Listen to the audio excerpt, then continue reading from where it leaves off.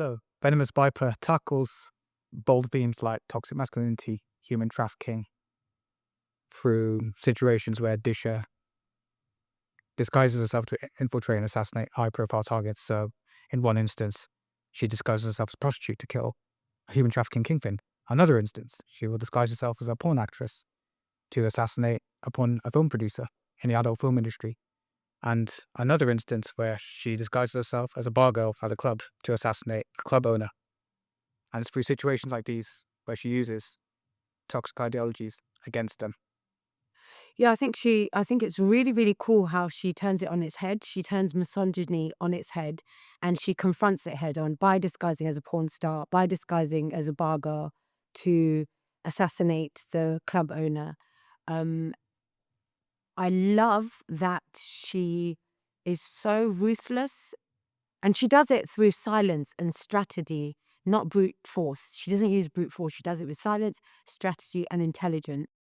And I think that um, doing it in that way makes it so much more realistic. And underneath this manner of killing people, she's actually just a serious badass.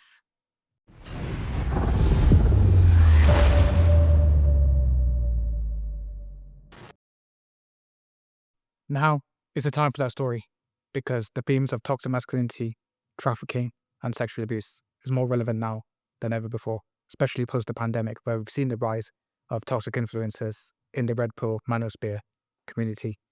This type of story wouldn't be possible 10 years ago, or even 5 years ago, since it's a very new issue that surged during the pandemic. But now we're bringing a light awareness to these issues. And I also think, as Baz was answering that, I realized that, the team is really relevant because the people that are working behind the scenes, in particular, I'm working with the writer and director, as I said. As an actress, I don't want to be the type of person who says, I want to, help women and I want to play this, role of a hero myself. I don't. I'm just going to work really, really hard. We're going to work really hard to hopefully help women understand, women that feel less than, to help them to understand that if you feel less than, that is a change that needs to come from within. Only you can do it. I think that's really powerful. And I think that's actually really, really effective.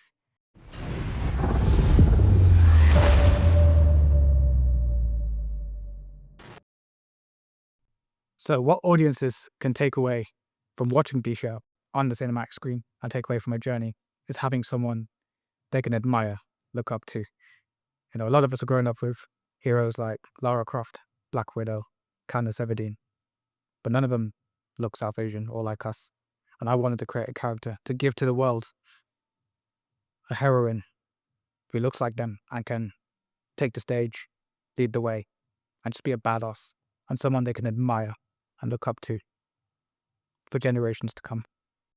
I loved Baz's ambition, but I have to say, again, while he was answering that question, personally, I know from what I'm hearing from everybody else, Disha's really going to be a big inspiration. She's going to make history. She's something that hasn't been done before. But for me, I'm very serious about the work. It's fun because it's not a joke. I'm really, really serious about the content. And so for me, I just want to apply myself as much as possible because I think the roles I choose as an actress have to be roles that I like doing and roles that I really, really believe in. I believe in her. How the world responds to that as an actress, my perspective is a bit different from the writer and the director. My perspective in how Disha would affect the world, I would hope that women who see her doing what she's doing and confronting these things head on would feel like they have a voice. They would feel like they're not less than. And if they are less than, they can do something about that and they can change. I feel like, Disha we portray Disha's history, her backstory, because I want the audience to be able to relate to her on a deep level, to be able to relate to her past and what actually created this person who wasn't innately, she wasn't born to be an assassin. She became one because she didn't want to survive anymore. She wanted to kill because she couldn't stand the injustices around her. I hope people can use her as an inspiration to change themselves, because I feel like, as human beings, we have so much potential, and that potential is so blocked, especially for women. It's hindered and it's blocked, and there's so much opposition. And someone like Disha would be really, really helpful in reaching a really large audience, and therefore speeding up the process of women empowering themselves, and also the volume of women empowering themselves would increase with Disha.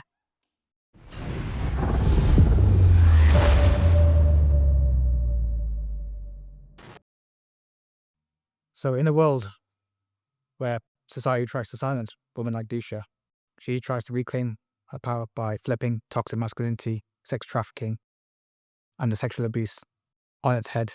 So she'll disguise herself to infiltrate high secure locations to assassinate high profile targets, but that the law protects, that the system protects.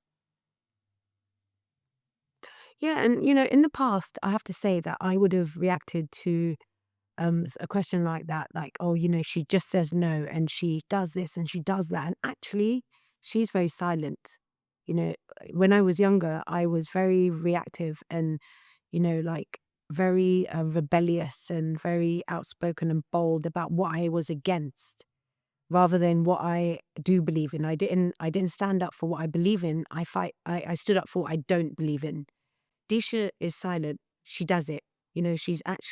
She's way past everyone in today's society. She really, really is. And that's why I like playing her, because, she doesn't need to threaten. She doesn't need to exaggerate. She doesn't need to react.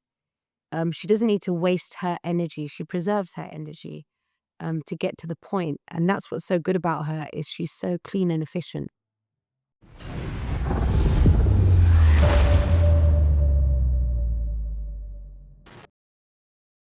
So when it came to Disha's skill sets, like hacking, espionage, so in this universe, she's recruited by a secret member who's part of this secret vigilante organization that's been formed by former ex-CIA, ex-MI6 agents who are sick and tired of the system and red tape that goes on in these institutions.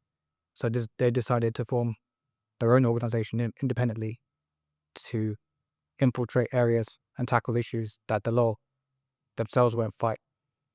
And so with these ex-CIA and MI6 agents, they utilize their skill sets to train upcoming assassins.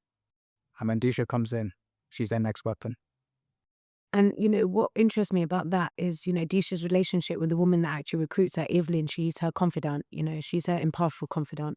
And Disha's really close to her. And it's so cool to see someone who's so emotionally detached. Disha's so emotionally detached, yet she has this keenness toward Evelyn, because Evelyn trained her. And I think she was so isolated and so lonely, which is why she turned to alcohol.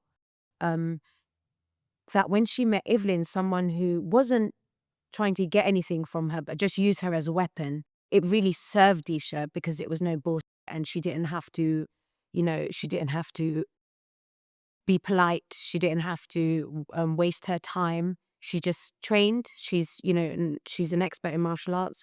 She trained and she learned skills that would make her an excellent assassin.